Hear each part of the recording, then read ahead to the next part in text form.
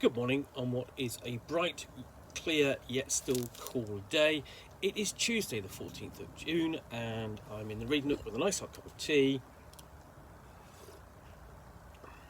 and a parcel to finish unboxing. So let's find out what we've got in here. So far I have pulled out a copy of Orbals of Blues, which I liked. Nibiru, which I was intrigued and mystified in equal measures. And then last but not least, there is that. Oh, that's almost going to drop that. You don't want to drop that. And it's this, and I'll show you the other side of the cover. This is something to do with Hellboy. In particular, it's that. Oh, sorry. That's Hellboy, the role-playing game. And it's got a slipcase cover that comes off to reveal the book itself. You've got the symbol of the BPRD. And this is not the first role-playing game based upon Hellboy. There was a GURPS version published by Steve Jackson Games, and this is all based upon essentially the comic book strip written by Mike Mignola, published by Dark Horse Games, in which you play members of the Bureau for Paranormal Research and Defense, whose lead investigator is Hellboy, world-renowned occult investigator, field agent for the Bureau for Paranormal Research and Defense since 1952. In which it just says, I hate this. And whereas the previous version was for GURPS, this is for 5th edition Dungeons & Dragons. It's Dungeons & Dragons compatible, and it's from Mantic Games, a publisher you would not normally expect to be working on a role-playing game. Mostly they do kind of war game sets, whether that's Mars Attacks or something like that. They take a big property and they turn it into a war game. And they've done that with Hellboy. There is a Hellboy miniatures combat game. And this is clearly an offshoot of that. So, this is a role-playing game in which really the occult and science kind of collide. So there's magic and science, there's weird folk, and the BPRD sort of investigates it, while sometimes facing Nazis in because the Nazis are using the occult to their own dark dread agents, and as a 5th edition compatible game, it makes some changes. So it promises to be the same but different. So character creation, new origins, equivalent of races, roles, equivalent of classes, and you actually start out at a lot tougher than you normally would in Dungeons & Dragons. So Dungeons & Dragons, first level. The basic Hellboy, the role-playing game, it starts out at 5th level. And you've got new equipment, and a requisition system, and changes to the basics of combat, but still familiar. And then you've got ingenuity and doom, which is the driving force that represent Hellboy's refusal to lay down, and the impending doom that plagues his life. And then rules for rituals and magic. So here's the guide to steps to character creation. So taking step by step through the process, and you have different origins. So let's have a look, see what they are. Like the cursed. I didn't give any examples there, but so you might have the curse. You might be hollow, or a vampire, or a demon, or a servant. You can be a psychic. That's a different class or origins, essentially, and you've got different classifications for that. Ghost. It's quite text heavy so far. Just getting into it. So you've got different classifications of ghosts. There's ghosts like bound and wandering. You can be fey influenced. And then you have the role, sort of task, what you did before you joined the BPRD. So that might be academic, or rounder, old hat, professional, and so on. Recruitment and how you were welcomed into the PPRD, whether it was recommended, returned to service, crossed the line, or discovered, and then time served, and what you've been doing with your previous experience as a member. And that's all before we get on to the actual role. You also had drives and languages and so on. The roles are, we have field agent, BPRD consultant, field analyst, experimental engineer, operational security, and personal development. So that's field operations, research and development, internal affairs departments. And then we have sort of like there are the progression tables, essentially, as you would expect for any 5th edition compatible role-playing game. I see different basically roles. So what we've got is field agent, so they could be field medic or team leader and so on, investigator, BPRD consultant, and over each one of these you've got a quick build as well as a guide to sort of like what you might want to play. Lots of options there. So you might be a consultant, you could be law enforcement, special science organisation, religious organisation, professional reporter, guide, academic, and so on. And then we get into the Department of Research and Development, so experimental engineer, dealing with fringe science. We've got rules for fringe science in there as well. Field analyst, and you've got lots of misfired tables there, which sort of points to sort of like just how unfortunate things can go wrong for your player characters, your agents for the BPRD.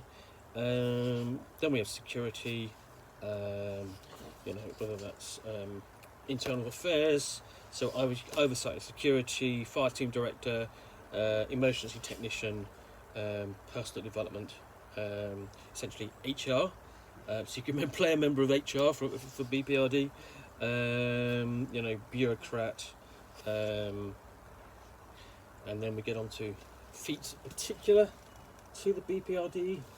And there's a lengthy list of those as well. I mean, basically, you've got the guide to customization of your character. And then chapter 4 is all about equipment and requisitioning things.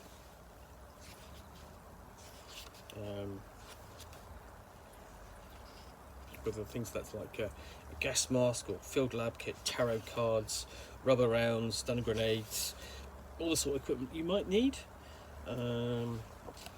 Weapons, of course. So lots of equipment. Again, nice illustrated with excerpts or pieces from the comic, because that's what you would do. That's what you would expect. And then the 5e basics of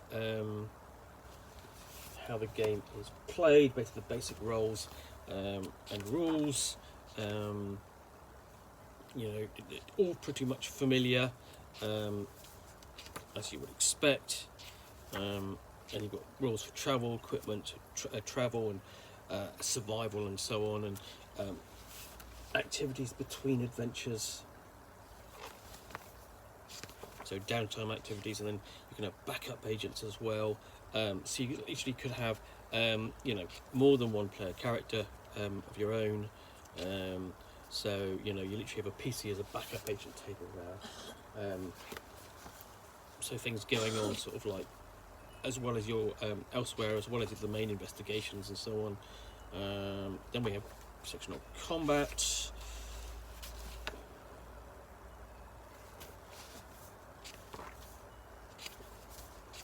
that's quite lengthy, as you would expect. List of conditions you can suffer as a result of injury, whether through combat or other environmental effects. Then we get on to Ingenuity and Doom. Basically, yep. So this is all different. So okay, so let's have a look. Anytime a player character makes an ability check, attack roll, or saving throw, or has an outcome decided by a roll of the d20, the player also rolls a single d10. The result of the d10 only counts if a 10 or 1 is rolled. Results of 2 or 9 are ignored. On a 10, the player character generates a point of Ingenuity. On a roll of 1, he generates a point of Doom. Doom obviously pushes the situation closer to disaster. Ingenuity, it gives basically uses a roll feature without having to make a focus check, maintains a sustained focus check in response to damage without having to roll, reduces incoming damage as part of a bounce back action, can be spent to gain a constitution modifier to a hit point regain, reroll damage dice, cause extra damage, basically improve the hit to a critical hit, and so on. Negate 1 point of Doom generated by another agent. So you've got further rules on how to handle and roll Doom and Ingenuity in play. So presumably the Game Master is handling Doom and spending that, so might do that to spawn a portent of Doom, like a fulcrum or evil turkey in the next room or area the agents enter. The grand conspiracy sheet total must be above 4 to use this option. Cause a minion level to make 1 attack as a bonus action. Improve an attack roll by 1d6. Cause an ability or saving throw to be made at a disadvantage. Add 1 additional damage dice to a single attack. So there's those options, and then we do actually get into the proper play and running of the game by the Game Master. So, guidance on here on building a case file, writing a case file, and so on, and working at the cast, mapping the adventure, that sort of thing. So building that up from, whether that's of the Game Master's own creation or she's taken inspiration directly from the comic. So we have a guide on paranormal investigations and cryptobiology hooks table there.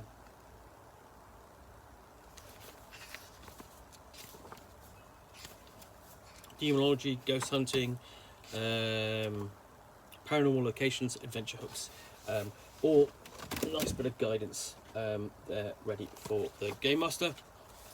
And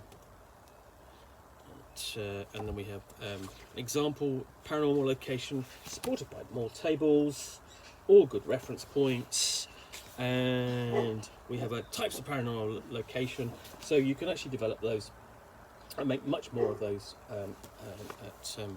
as is your want. We also have sections on alternate dimensions, sites of power,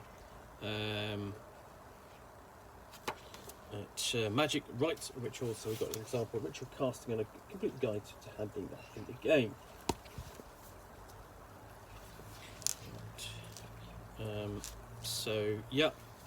And ritual complications tables, brilliant.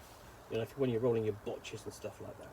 Let me just move slightly so you're not so much you're not getting blinded by the sun.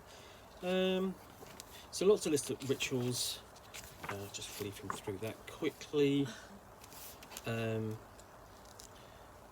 getting on to dark rituals as well, supported by fantastic artwork by Mike Minola and others. It's really nicely done. We've got a section on weird science, because this is both a role-playing game of investigating dark magic and dark science, as well as the paranormal. So you can actually be building that, including that in your game. And then we have factions as well. For example, like the Osiris Club and the Special Intelligence Directorate. So allies, enemies, Golden Crane Society. Then we have creatures and mooks. So there are your more direct threats. So we start off with bats and big cats and sharks and stuff, you know, the kind of mundane thing before we do actually get into the demonic. So the brutal demon, the cunning demon, and you've got lists of things like the demonic demon spends, and we have a similar thing. We've got a fey spends, so demonic demon spends, and then fey doom spends. And we have frog doom spends, assassins, rotten furers, soldiers, undead, legendary agents, all the way up to 20th level agents. So really fearsome foes. And then we get into notable examples of such agents, like obviously Grigory to Rasputin, and then we have a definite allies like Abraham Sapien, Alice Monaghan, complete with illustrations where appropriate. Also stats for the big boy, Hellboy himself.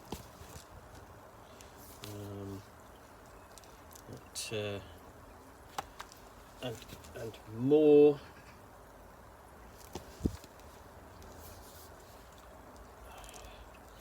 And then we get into Jungles of the Mind for proper adventure. Let's see if there's anybody else. No, okay. So yeah, it does include Liz Sherman and the Lobster as well, Lobster Johnson. So before we get into that full adventure, so we've got advice for the gym, investigation of the site beforehand, investigation sheet all ready to go. Start the adventure.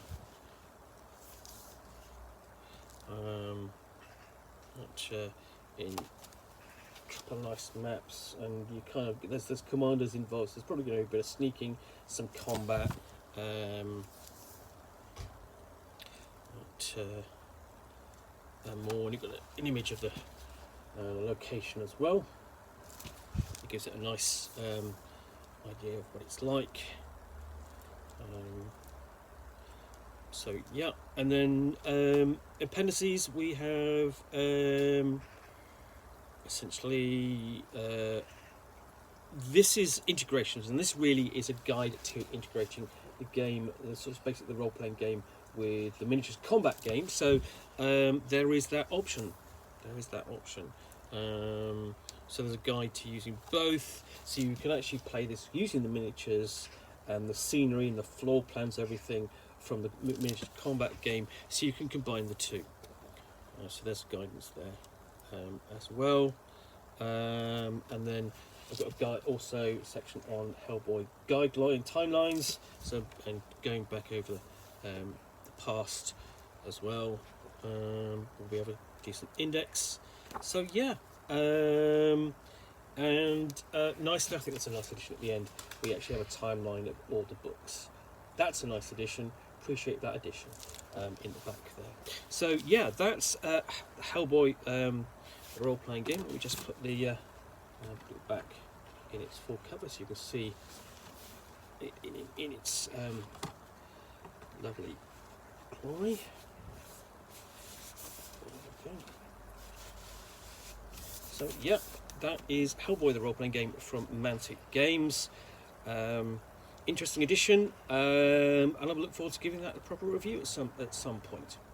Anyway, I hope you have enjoyed this unboxing in the Nook. If you have, then please do click on the like button down below. And of course, if you've got any comments or feedback, I appreciate you taking the time to post those. And lastly, if you want to be alerted to yet more unboxings in the Nook, where you will see me out here with a book or game, which I will unbox and chat about to the best extent of my knowledge, all of course accompanied by a nice hot cup of tea.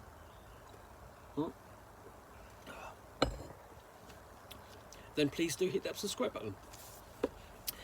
In the meantime, thanks again for watching another unboxing in the Nook, and I will be back again soon with another one.